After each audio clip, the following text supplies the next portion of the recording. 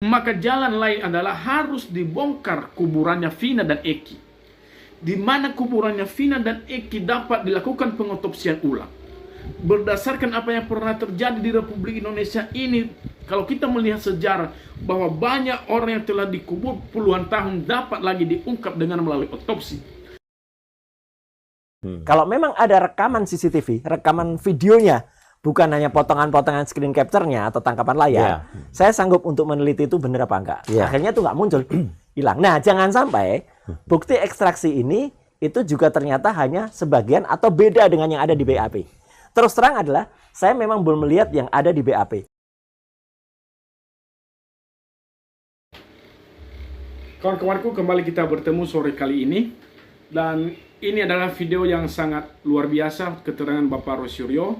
Ini video wajib ditonton, jangan di skip dan di share-share. Jangan lupa follow dan selalu subscribe, tekan tombol yes-nya. Dan setelah ditonton, silakan analisis dan lakukan komentar berdasarkan apa yang kalian ketahui. Teman-teman seluruh rakyat Indonesia, apa yang telah disampaikan oleh Bapak Rosyuryo nantinya tentunya akan menjawab semua apa yang akan ada di benak kita terkait data ekstraksi dan juga CCTV yang hilang saat ini. Untuk itu, mari kita menonton dan melihat video pernyataan Bapak Rosyuryo dahulu. Kalau memang ada rekaman CCTV, rekaman videonya, bukan hanya potongan-potongan screen capture-nya atau tangkapan layar, saya sanggup untuk meneliti itu benar apa enggak. Akhirnya itu nggak muncul, hilang. Nah, jangan sampai bukti ekstraksi ini itu juga ternyata hanya sebagian atau beda dengan yang ada di BAP. Terus terang adalah, saya memang belum melihat yang ada di BAP. Kalau yang ada di BAP itu sama persis dengan yang sekarang beredar, ada beberapa lembar yang sudah dikirimkan ke saya, dan itu sama, maka itu bisa jadi alat bukti baru atau novum. Meskipun itu dulu katanya itu sudah keluar kok, tapi kan belum dibahas di persidangan. Ya, karena ekstraksi ini sebenarnya adalah metode untuk melakukan science investigation. Ya gitu. Jadi dia crime science investigation itu artinya scientific ya. Itu artinya berdasarkan bukti ilmiah. Handphone nggak bisa bohong. Gitu kan, gitu. Kecuali direkayasa. Nah, tapi kalau direkayasa kan kita juga bisa tahu itu. Nah, ada lab forensiknya. Ada forensiknya bisa memeriksa. Jadi memang kalau saja dulu ternyata itu sudah muncul di BAP, berarti kepolisian canggih dong waktu itu. Bisa mengekstraksi handphone. Kenapa nggak bisa meneliti CCTV? Ini kan aneh gitu loh. Kan disebut-sebut pada persidangan tahun 2017 yang saya ikuti adalah CCTV-nya ada, tapi tidak ada ahli yang bisa buka gitu kan. Masa Indonesia segoblok itu sih? Makanya. Kan enggak kan? Maaf ya. Nggak mungkin kan? Pintar tahu apa itu kan terjadi tahun 2016 ya. 6 tahun sebelumnya, maaf harus saya sebut, saya sudah jadi ahli dalam kasus, mungkin kita ingat salah satu artis kita, Alda Risma. Wafat di salah satu hotel di Banten. Ya, itu alat buktinya CCTV. Saya memeriksa CCTV-nya. Artinya 6 tahun sebelumnya saja ada bukti CCTV dan bisa digunakan. Dan artinya kan nggak mungkin kalau misalnya katakanlah Polsek Cirebon nggak ada, Polres Cirebon nggak ada, kan bisa ditarik ke Polda. Pasti adalah ahli dari Polda, ya kan? Dalam kasus yang lain, dalam kasus Jessica, ya meskipun itu waktunya mungkin tidak terlalu jauh berbeda, itu ahli dari Polda. Ada ahli IT dari dua beberapa, Pak Muhammad Nuh sama Christopher, kan dengan sangat canggih gitu, bisa menguraikan meskipun dibantah oleh sahabat saya Rismon gitu kan, gitu jadi ya. Tapi oke, itulah ilmiah, perdebatan ilmiah. Dan itu tahun yang sama ya? Tahun yang sama kan? Tahun yang sama, dulu ahli CCTV banyak sudah ada. Tapi yang Cirebon ini ngilang, nggak ada kabarnya gitu. Padahal sempat muncul potongan-potongannya, dan ternyata saya tantang waktu itu, saya challenge, ada nggak gitu? Nah, nggak ada. Kawan-kawan, apa yang telah dinyatakan oleh Bapak Rosyuryo bahwa kebenaran data ekstraksi Vina seharusnya apabila itu benar-benar karena ini adalah alat teknologi, adalah sebuah handphone, tidak dapat dibohongi ataupun tidak dapat direkayasa. Karena apa yang telah ada di data Vina ataupun apa yang ada di handphonenya Vina tidak mungkin bisa akan direkayasa oleh siapapun nantinya. Oleh karena itu, apa yang telah dijanjikan oleh Bapak Rosyuryo bahwa dia dapat mengungkap kebenaran data ekstraksi Vina itu. Ketika hal ini dapat dipercayakan, makanya saya himbau kepada kita seluruh rakyat Indonesia supaya sesegera mungkin dapat diberikan kepada Bapak Rosyuryo ini data ekstraksi Vina supaya diungkapkan supaya diteliti kebenaran yang sebenar-benarnya terjadi terkait data ekstraksi Vina, terkait centingan Vina yang ada di handphonenya pada saat itu. Dan sampai saat ini apakah itu data telah dijadikan sebagai alat bukti? Sampai saat ini belum. Bahkan pada saat itu ada di keterangan BAP tetapi tidak digunakan sebagai mestinya dalam proses persidangan pada saat itu. Itulah yang menjadi janggal bagi kita kawan-kawan. Ditambah lagi apa yang telah disampaikan oleh Bapak Rosyuryo, bahwa kebenaran data ekstraksi Vina dan juga antara CCTV yang berada di lokasi sana sampai saat ini juga belum diungkap. Padahal pada tahun 2016 itu banyak sekali ahli CCTV yang seharusnya dapat mereka melakukan penelitian dan mereka melakukan sesuatu pembuktian terhadap CCTV tersebut. Dan apa yang terjadi kawan? Tidak dilakukannya.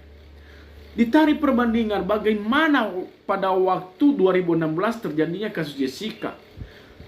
Dia juga sebagai forensik, dia juga sebagai ahli untuk meneliti CCTV dan banyak ahli-ahli lainnya di Polda. Tetapi pada kasus Vina ini seakan-akan hilang begitu saja di telan bumi semua ahli tersebut. Mengapa itu terjadi?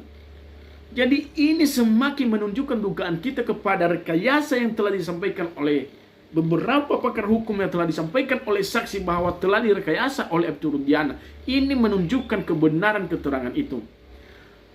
Dan jalan satu-satunya kawan-kawan untuk mengungkapkan kebenaran kasus ini harusnya segera ditemukan CCTV itu. Dan siapapun yang menyimpan data CCTV sebelumnya harus dulu dipenjarakan. Karena ini kesengajaan. Dia menghalang-halangi penyelidikan atau dapat kita disebut bahwa obstruction of justice, yang dimana adanya kesengajaan untuk menghalangi, untuk mencegah sesuatu penyelidikan dan penyidikan terhadap kebenaran kasus. Oleh karena itu siapapun nanti dia yang menyimpan CCTV ini, kita harus menyatukan tujuan untuk dipenjarakan orang tersebut dahulu.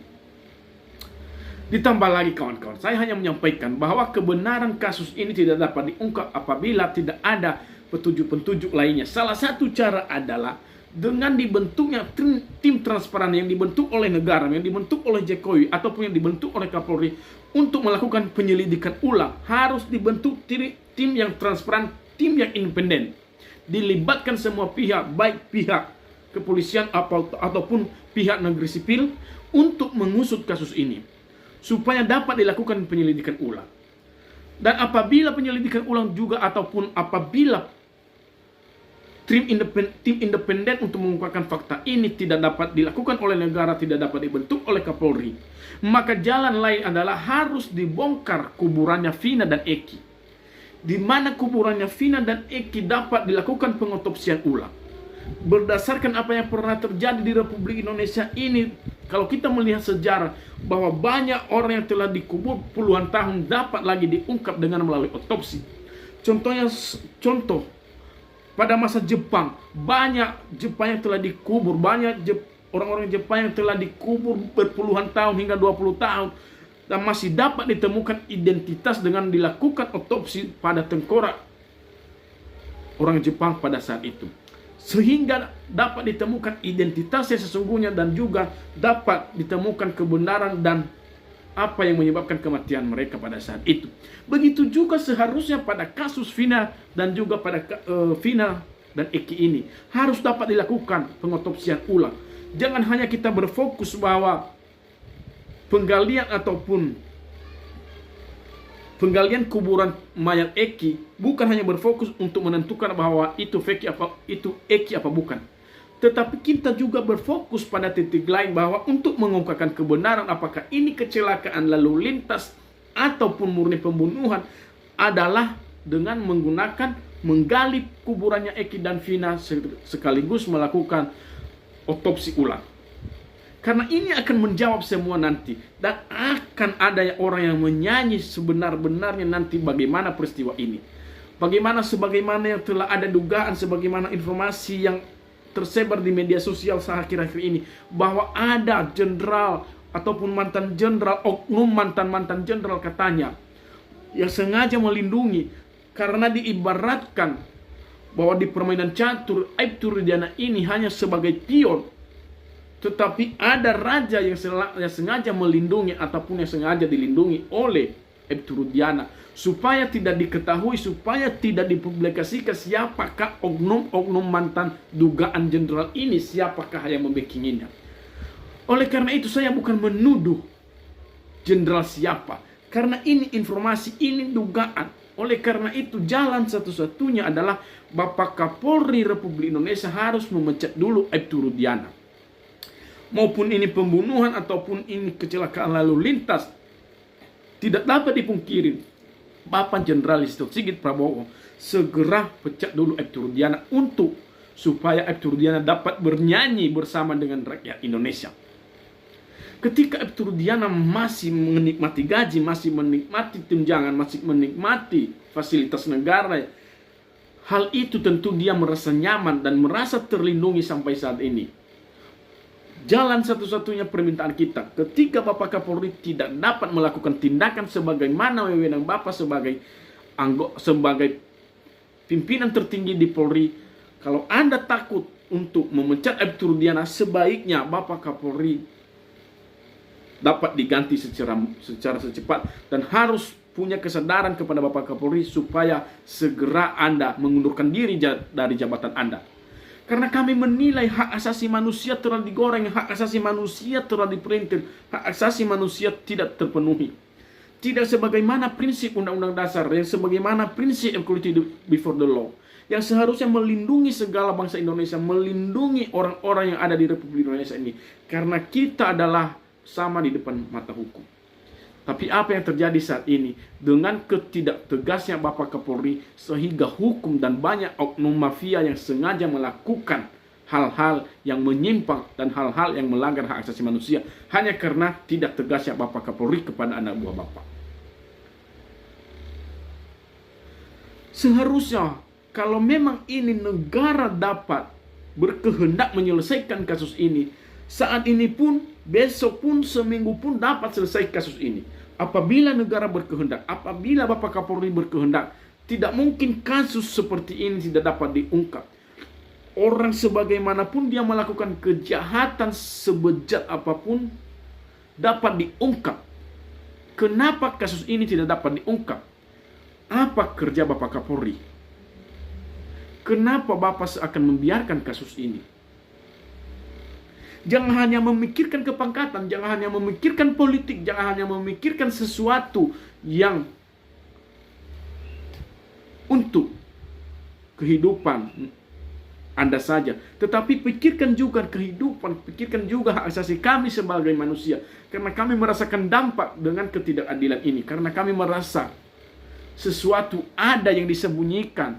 Apa sih yang disembunyikan oleh negara sehingga kasus ini tidak dapat diungkap? Apa sih yang diketahui rahasia orang-orang yang telah diketahui oleh Aibtu Rudiana ini sehingga dia tidak dapat ditindak oleh Bapak Kapolri? Sebenarnya apa? Kami heran, sedangkan pangkatnya dia itu hanya Aibtu, masih banyak jenderal, masih banyak pangkat kompol, masih banyak orang yang lebih tinggi pangkat daripada dia tetapi masih dapat ditindak. Contoh kepada Ferdi Sambo. Ferdi Sambo itu bintang 3 pada saat itu masih juga dapat diungkap, masih juga dapat ditindak. Tetapi ini orang hanya pangkat Aibtu tetapi tidak dapat diungkap. Kenapa? Ada apa? Apa sih rahasia yang telah diketahui oleh Aibtu Rudiana ini terhadap negara ataupun terhadap seseorang yang tidak kami bisa sebut namanya ataupun yang tidak kami bisa duga siapakah. Tetapi kami yakin dan kami ada dugaan bahwa adanya sesuatu yang benar-benar disembunyikan oleh Aibtu Rudiana terhadap kerahasiaan negara ini.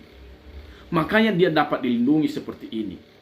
Kasus ini sudah 8 tahun yang lalu, dari tanggal 27 Agustus 2016, tidak juga dapat diungkapkan kebenaran. Banyak korban yang menjadi dampak dari peristiwa, banyak korban terpidana karena adanya rekayasa dugaan kepada Aibtu Rudiana.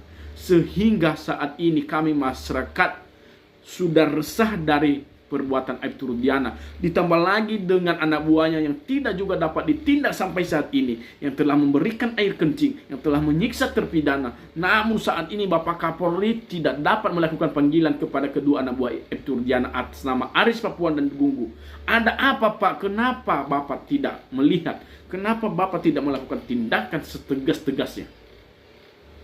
Jadi Kami hanya berdoa supaya nanti kehendak Tuhan bekerja kepada orang-orang yang suka menzolimi orang di Republik Indonesia. Teman-teman, ini video jangan lupa di-share, dan kembali saya katakan bahwa selalu komentar berdasarkan apa yang kalian ketahui.